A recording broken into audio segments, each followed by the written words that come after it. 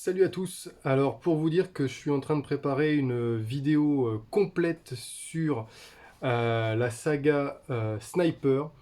Alors je vais pas vous parler aujourd'hui du premier parce qu'il y a pas mal de choses à dire. Il est excellent. Je vais plutôt vous parler du 2 et du 3. Donc lequel choisir? Sniper 2, Sniper 3.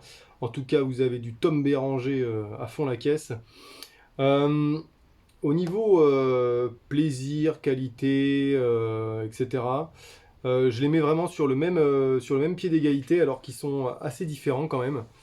Euh, donc le 2 déjà, euh, sympa, hein, c'est des films assez sympas, si vous aimez bien le style guerre. Sur la chaîne, je vais essayer de me spécialiser un petit peu là-dessus, parce que c'est ce que je maîtrise un peu plus. Donc vous allez avoir pas mal de films de guerre récents et anciens, avec des top 5 et tout, je vais essayer de vous faire ça. Euh, J'essaye de me rappeler qui est l'acteur qui joue le Black, on va dire le binôme de Tom Béranger dans celui-là, parce il est vraiment pas mal. Je sais plus dans quel film on l'a vu, il fait beaucoup de séries B. En tout cas, ça se passe en Europe de l'Est. Donc moi j'avais un peu peur que ça fasse comme tous les films qui étaient tournés à l'époque en Europe de l'Est, comme les Wesley Snipes, etc. Il y en a qui sont pas mal, hein, mais bon voilà, c'est vrai que ça me faisait un peu tiquer. Et en fait c'est pas mal. Et surtout à la fin on le retrouve avec une Mosin Nagant, donc une vieille arme des stocks russes qui est très costaud, qu'on a vu dans le film Stalingrad, qui tire des sacrés pruneaux, euh, des gros machins.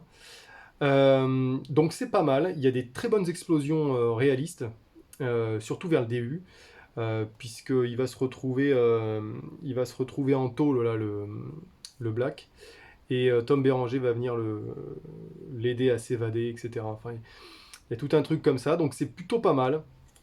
La fin était un peu moins bien. La fin, il se retrouve en face à face, bah, un petit peu comme le film Stalingrad, avec le méchant sniper d'en face, et voilà, et bon, finalement, il va y arriver à la toute fin, mais la scène finale est un petit peu ratée, cette espèce de face à face tourné en studio. Le reste est tourné quand même plutôt en extérieur, donc ça, c'est vraiment cool.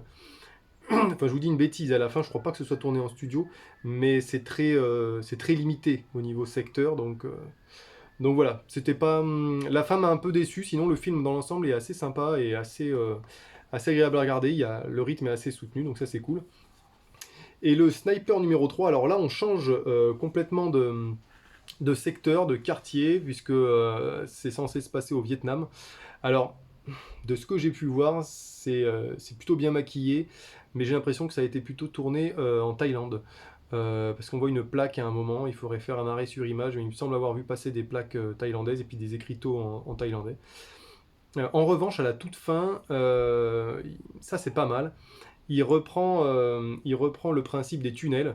Alors il y a encore des tunnels qu'on peut visiter au Vietnam, particulièrement ceux de la région de Cu Chi, que j'ai fait, que j'ai été visiter d'ailleurs. Donc c'est pas cela, hein, ça y ressemble pas. Mais pourquoi pas? Peut-être que la fin a été tournée au Vietnam. En tout cas, euh, c'est quand même tourné pas mal en ville, dans des villes. Alors je sais pas où, mais en tout cas c'est tourné dans des villes. Ils l'ont convoqué pour descendre un patron de la mafia locale. Finalement, il n'y arrive pas parce que c'est son ancien pote qui connaît très bien et qui aurait viré un petit peu chez l'ennemi. Voilà. Et à la fin, ça se finit. Donc la scène finale est bien mieux réussie, puisque ça se passe dans les tunnels. Alors, bon, c'est grosse démesure, hein, et les anciennes galeries Viet Cong étaient largement plus petites que ce qui est montré dans le film. À la fin, on a un tunnel gigantesque où voilà, ça se transforme même en grotte.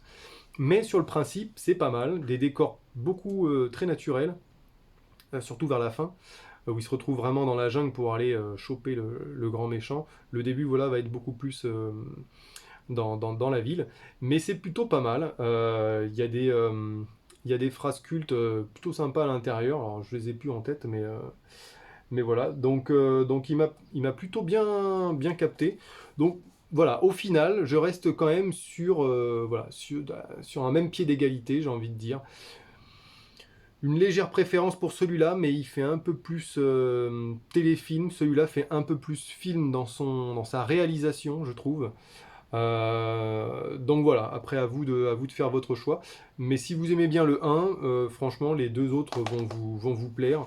Au niveau technique, bon, j'ai rien qui me choque.